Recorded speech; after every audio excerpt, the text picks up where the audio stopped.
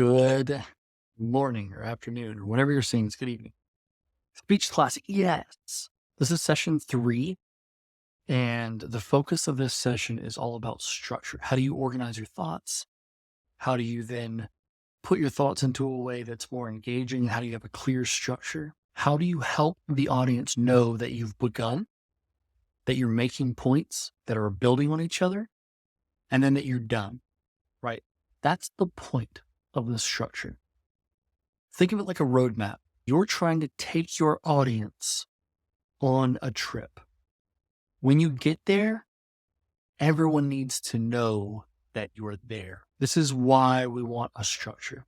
If you just get out there and start talking, you're likely going to waste the attention of the audience that is very generously giving you their attention.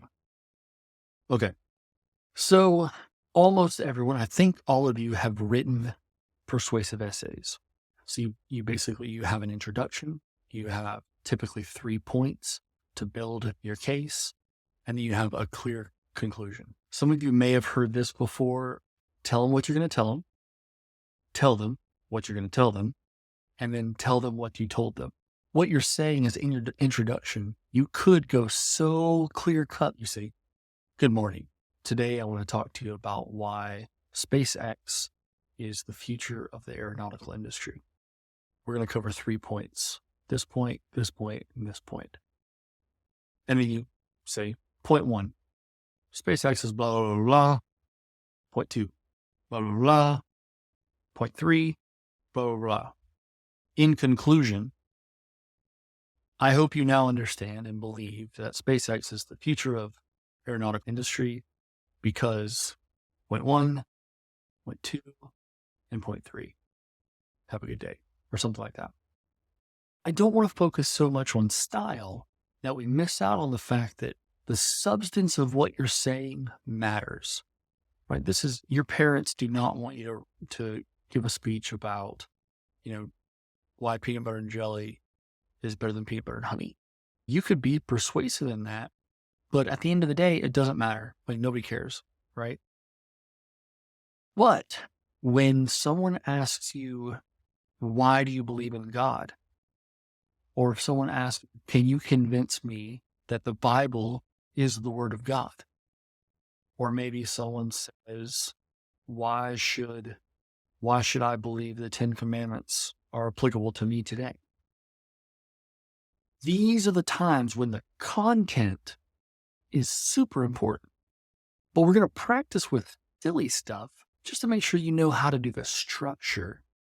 But ultimately, once that structure's in your mind and you can just do it without thinking, then when you come into the content that really matters, you've got a scaffolding, you've got a structure, you've got a vessel to put that great content in so that you can deliver it in a way that your audience will actually understand what you've said. You get a roadmap.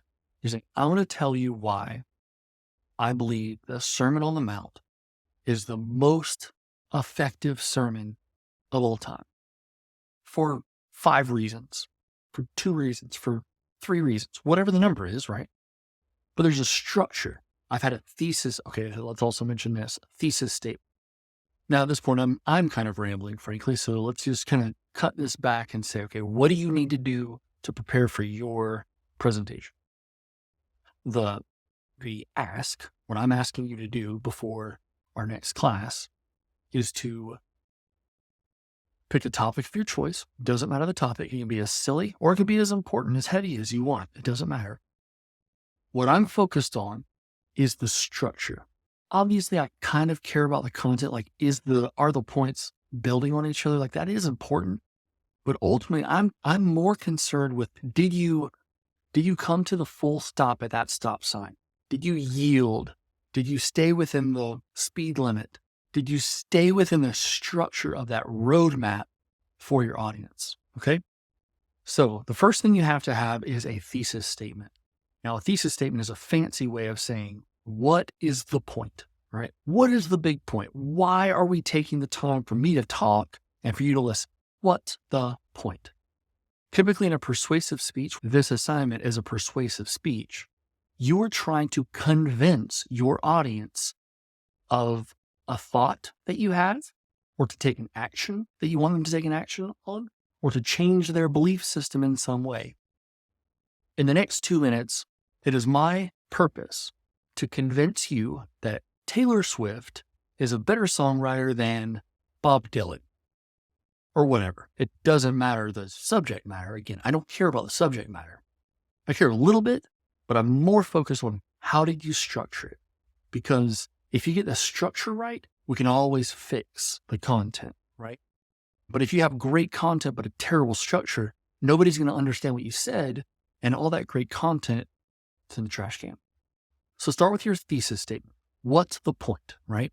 And then tell us, if we stick with that original thing I said, tell us what you're going to tell us, and then tell us what you told us. Then you can say, I believe Taylor Swift is a better songwriter than Bob Dylan for 3 reasons. The lyrics to XYZ song is amazing.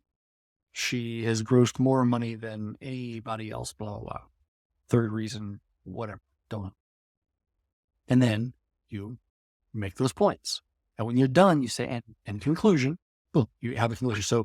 So the 3 parts of a persuasive speech is the introduction, the body, and the conclusion. What are the differences between, So the 3 things you want in your persuasive speech is your introduction, your body, that's where you're making your points, you're persuading people, and then your conclusion. Those of you who have taken the Lost Tools of Writing classes and done your essays based on Lost Tools of Writing, you got this in the bag. It's so easy because they've already taught you a great structure. If you don't know what I'm talking about when I say Lost Tools of Writing, that's totally fine. We'll make sure at class we have an example of an outline that you can use for your speech. But for this session, again, I'm telling you introduction, body, conclusion. You can come up with whatever structure you want. That's totally fine, but it needs to be clear where you're headed. I'll give you a little bonus tip.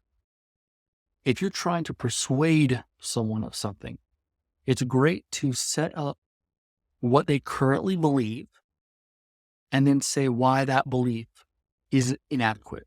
Okay, why is that not good enough?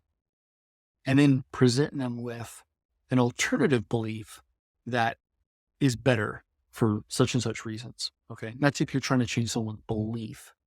And that belief could be, I believe the earth is flat. Okay, well, I'm going to convince you that the earth is not flat for these 4 reasons.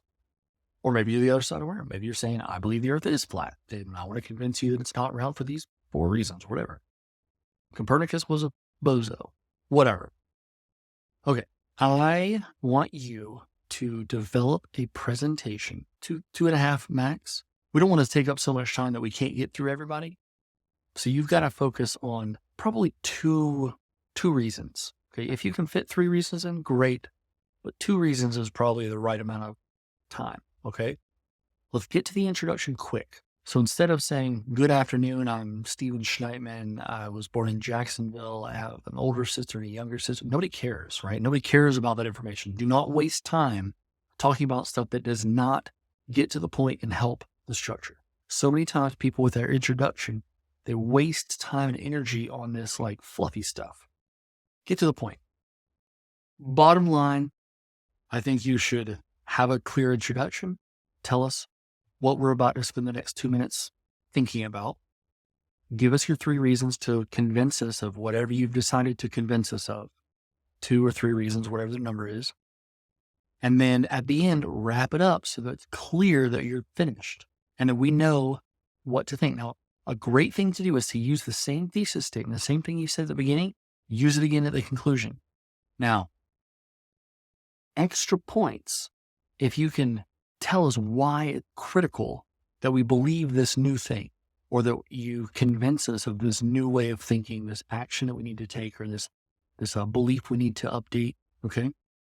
You can say your thesis statement and then punch us with, because here's what's at stake if you disagree, or here's your bright future if you can actually change your mind on this thing. Ultimately, you have to do a presentation about 2 minutes. You have to persuade the audience of anything you like. It does not matter. It can be silly, like convincing us that your sports team is the best sports team, or why LeBron James is not as good as Michael Jordan, or vice versa, or why Messi playing soccer in Miami is a big deal and why it's going to change the game for the better, or maybe why you shouldn't eat chicken with hormones in it. I don't care what the topic is. Come up with a topic, something you'll care about, something you know about. Do a little research, and then give us our 3 points. Convince us through the structure of telling us what you want us to believe, convincing us it's important, and then reminding us why we need to believe this new thing. Okay? If you have any questions, feel free to reach out to me, but I'm looking forward to seeing your speeches on Wednesday, and I'm sure it's going to be awesome. I hope you guys had a great holiday and you're ready to get back at it. Yeah, again, if you have any questions, let me know. Speech class